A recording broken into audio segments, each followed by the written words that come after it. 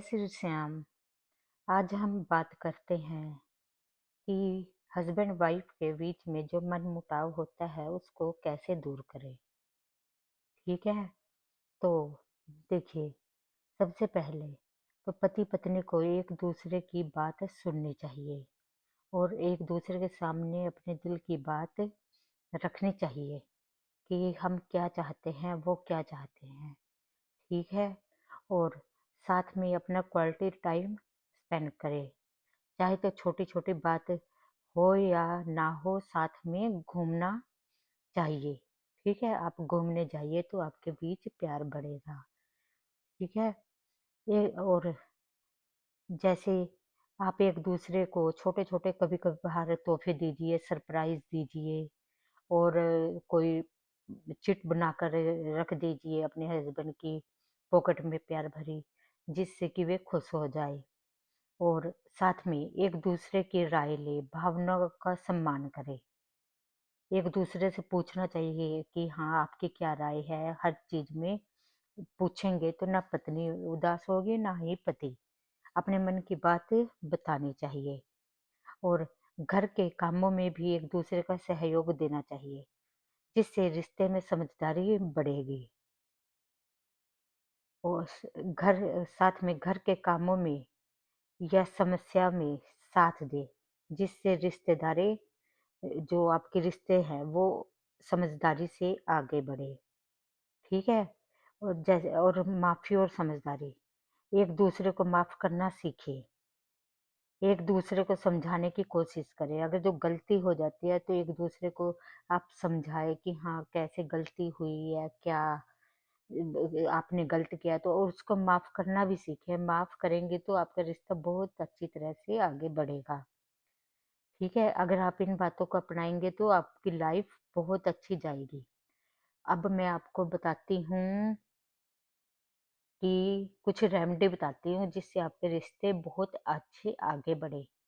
तो रेमेडी ये है, देखो, सांप और मछली की जोड़ी वाली मूर्ति घर में रखे। ठीक है, सांप और मछली की जोड़ी वाली मूर्ति घर में रखते हैं तो यह वैदिक मान्यता है कि यह जोड़ी रिश्तों में प्यार और समझदारी बढ़ाती है। ठीक है, नंबर 2 पे आता है गुलाब के फूल और खुशबू वाला इत्र। इत्र, आप ये परफ्यूम नहीं जो स्प्रे होता है, इत्र वो होता है जो जिसमें एक बाउल बनी होती है और हम ऐसे यानी कि थोड़ा उसमें ऑयल ऑयल टाइप इत्र होता है, वो यूज करना चाहिए।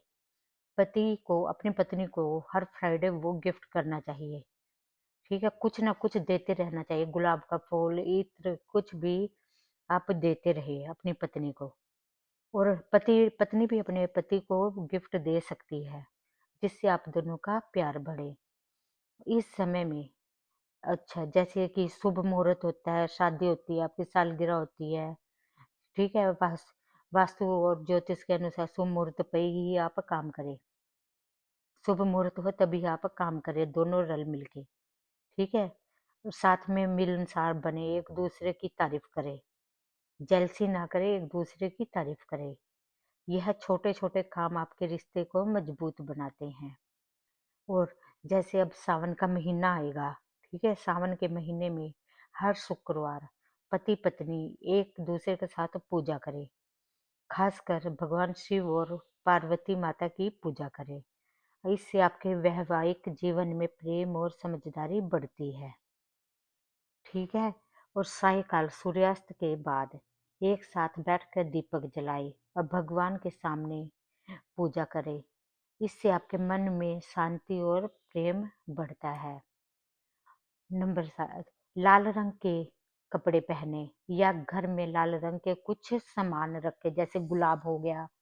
ठीक है, लाल रंग के आप कुछ भी सामान रख सकते हैं, गुलाब, पर्दे, बेडशीट, और आप खुद भी धारण कर सकते हो लाल रंग के कपड़े। अब हम ज्योतिष शास्त्र के अनुसार आपको कुछ और उपाय बताते हैं। ठीक है, सूर्य का उपाय बताते हैं रविवार के दिन जो करने वाला होता है। रविवार को सुबह उठकर आप साफ जगह पर लाल फूल और गुड़ चढ़ाकर सूर्य देव की पूजा करें। पति पत्नी दोनों को साथ में ऐसा करना चाहिए। इससे परिवार में ऊर्जा और प्रेम बढ़ता है। ठीक है, अब मैं आपको बताती हूँ कि लाल रंग का महत्व क्या होता है। घर में सोने के कमरे में लाल रंग के कुछ कपड़े या पर्दे लगाए। लाल रंग प्रेम और स्नेह को बढ़ावा देता है। पति पत्नी दोनों को कभी कभी लाल रंग के कपड़े पहनने चाहिए। ठीक है। और गुलाबी सिंदूर, जिसको हम कुमकुम भी बोलते हैं, पत्नी रोज सिंदूर लगाए। कुमकुम के दोनों को घर के मंदिर में रखे। कुमकुम को दानों को घर के मंदिर में रखे। इससे पति पत्नी के बीच मजबूत संबंध बनते हैं। अब हम करते हैं वास्तु उपाय बताती हूँ मैं आपको। घर के मुख्य द्वार के पास तुलसी का पौधा लगाए। तुलसी से सकारात्मक ऊर्जा आती है, पॉजिटिविटी यानी कि अपने घर में आती है। सोने का कमरा घर के दक्षिण पश्चिम दिशा में होना चाहिए। घर के उत्तर पूर्व को साफ और खुला रखें। इस दिशा में पूजा स्थल बनाए। और सप्ताह में एक बार शहद का सेवन करें। पति पत्नी दोनों रोज 1 चम्मच शहद लें। यह प्रेम और मिठास को बढ़ाने में सहायता करता है। और साथ में शिव पार्वती की पूजा करें। सावन के महीने में हर शुक्रवार पति पत्नी मिलकर भगवान शिव और पार्वती की पूजा करें। इससे वैवाहिक जीवन में प्रेम और समर्पण बढ़ता है। और साथ में मंत्र जाप करें। मंत्र आप लिख लेना, ओम प्रेमाय नमः मंत्र।